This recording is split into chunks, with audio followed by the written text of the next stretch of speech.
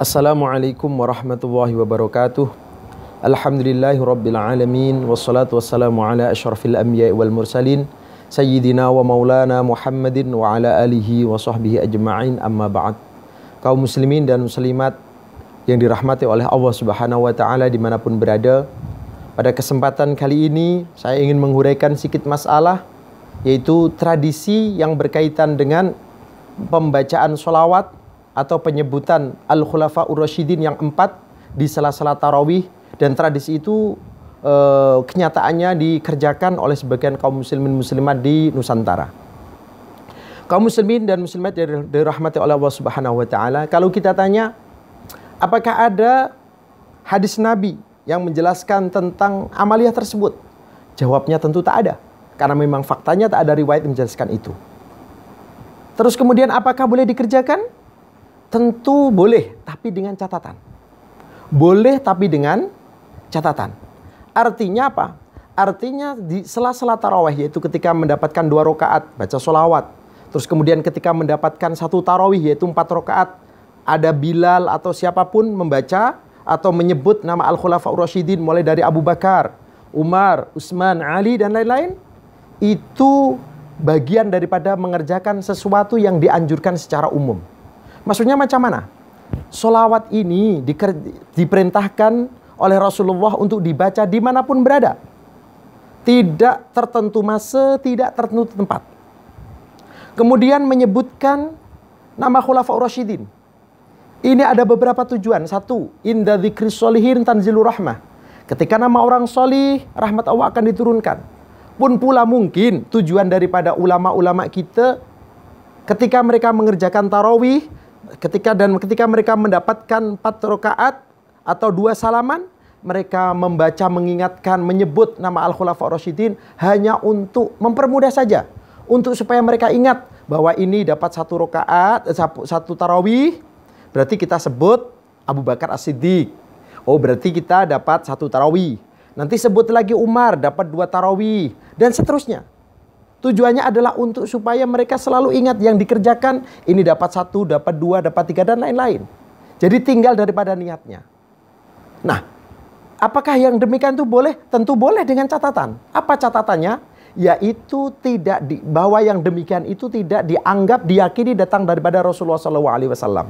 Sholawat dibaca dimanapun berada, tidak terbatas masa, tidak terbatas tempat.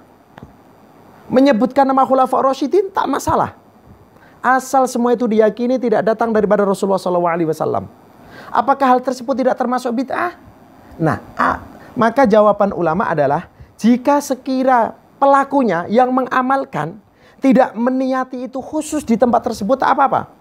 Oleh karena itu Imam As-Subki dalam kitab Sahihul Bukhari, Imam Subki dalam nukilan daripada Imam Ibnu Hajar Al-Asqalani, beliau mengatakan wal matlub fi'luhu 'alal umum, pekerjaan yang diperintahkan untuk dilakukan secara umum, semacam membaca sholawat, ini kan dikerjakan secara umum, tidak mengingat tempat, tidak mengingat waktu. Yuf'alu lima fihi minal umum, maka dikerjakan karena itu umum. La likaunihi matluban bil khusus, dan itu tidak dikerjakan karena diperintahkan secara khusus.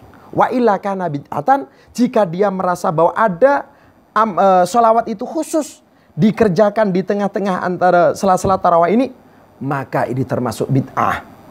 Maka termasuk bid'ah. Jadi sekali lagi tinggal daripada niat kita. Kalau niatnya adalah kita membaca sholawat, dimanapun berada kita baca sholawat, boleh, tak masalah.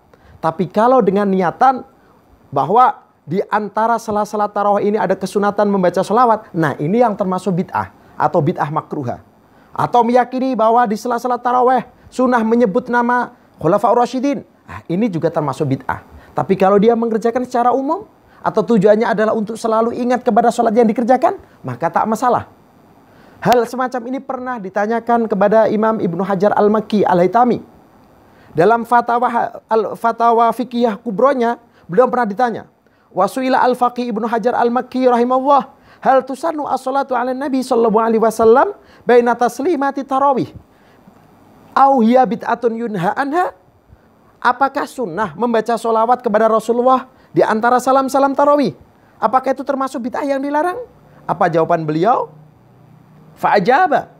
Kemudian beliau menjawab, as-salatu fi hadzal mahal bi khususihi lam nara fiha syai'an minas sunnah. Apabila sholawat ini dikerjakan secara khusus, dalam arti meniati dengan keyakinan, oh ini ada anjuran secara khusus membaca sholawat di antara tarawih, lam nara fiha syai'an minas sunnah, maka saya tidak meyakini ini sebagai sunnah. Lebih dekat kepada bid'ah.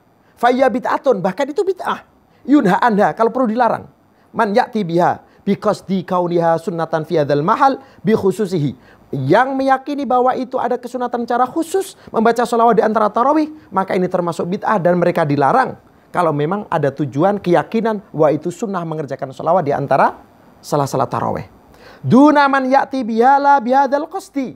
Tidak boleh dilarang mereka yang membaca sholawat di antara atau di salah-salah tarawih, salam tarawih, jika tidak dengan keyakinan bahwa itu ada kesunatan secara khusus.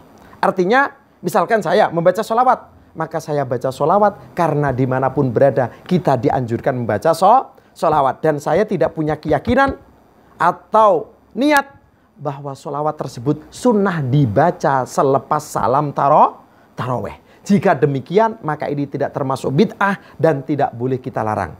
Jadi masalahnya adalah bagi yang tidak tahu, maka mohon untuk diniati atau ditata niatnya bahwa jangan sampai ketika kita mengerjakan membaca sholawat selepas salam di antara sholat-sholat tarawih itu diyakini bagian daripada sunnah, kesunatan secara khusus atau datang daripada Rasulullah Sallallahu Alaihi Wasallam. Kita tetap meyakini bahwa membaca sholat dimanapun berada dianjurkan secara umum. Tidak ada kesunatan secara khusus sholawat dibaca selepas salam di sela-sela tarawih.